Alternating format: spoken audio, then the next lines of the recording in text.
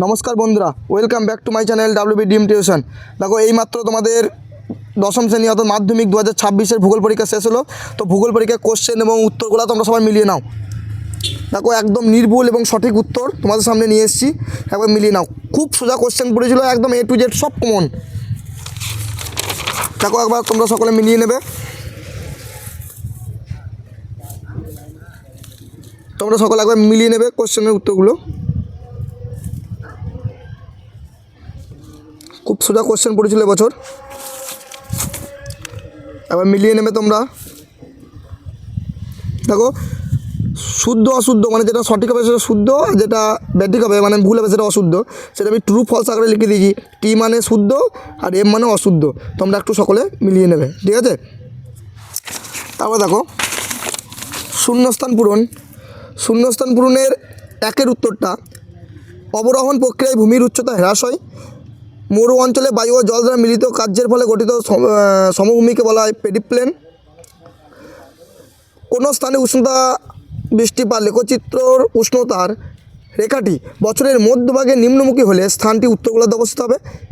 গৌণ জোয়ারের মুখ্য জোয়ার ও প্রতিপাদ স্থান একই সময় তৈরি হয়। শীততাপ নিয়ন্ত্রিত যন্ত্র বায়ুমণ্ডলে সিএফসি গ্যাস নির্গত হয়। আরাবল্লী পর্বতের পশ্চিম দিকে অবস্থিত তৃণভূমিকে রোহি বলে। জৈব বর্জ্য পদার্থগুলি জীবাণু দ্বারা বিয়োজন পদ্ধতিকে কম্পোস্টিং বলা হয়। দেখো এখানে দেখো নদী জলবায়ু মাপার এককের নাম হচ্ছে কিউসেক। সম্পৃক্ত বায়ুর আপেক্ষিক আর্দ্রতা 100%। মেরু অঞ্চলে থেকে কোন ধরনের সমুদ্র স্রোত বইতে এটা শীতল হবে। মানব শরীরে কোন বিষাক্ত বর্জ্যের উপস্থিতিতে মিনামাটা রোগ, এটা পারদ, তোমরা সকলেই জানো। ভারতের সর্বাধিক জলসেচ পদ্ধতি হলো কূপ ও নলকূপ। ভারতের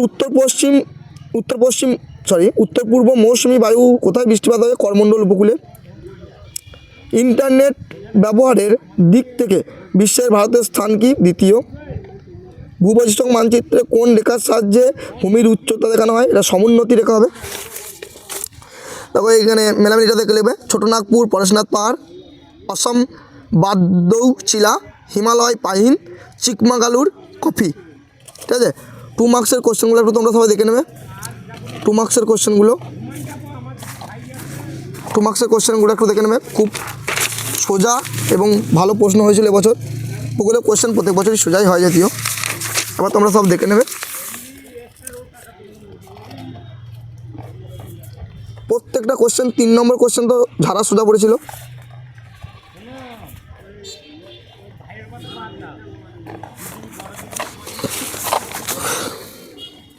একটা 5 নম্বরের কোশ্চেনগুলো ভীষণ সোজা ছিল।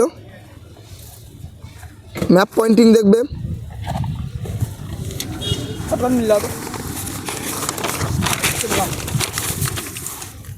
ম্যাপ পয়েন্টিং এগুলো তাহলে দৃষ্টিহীন পরীক্ষার্থীদের জন্য, ওরা তো ম্যাপ পয়েন্টিং করতে পারবে না, তার জন্য ওদের শর্ট প্রশ্ন।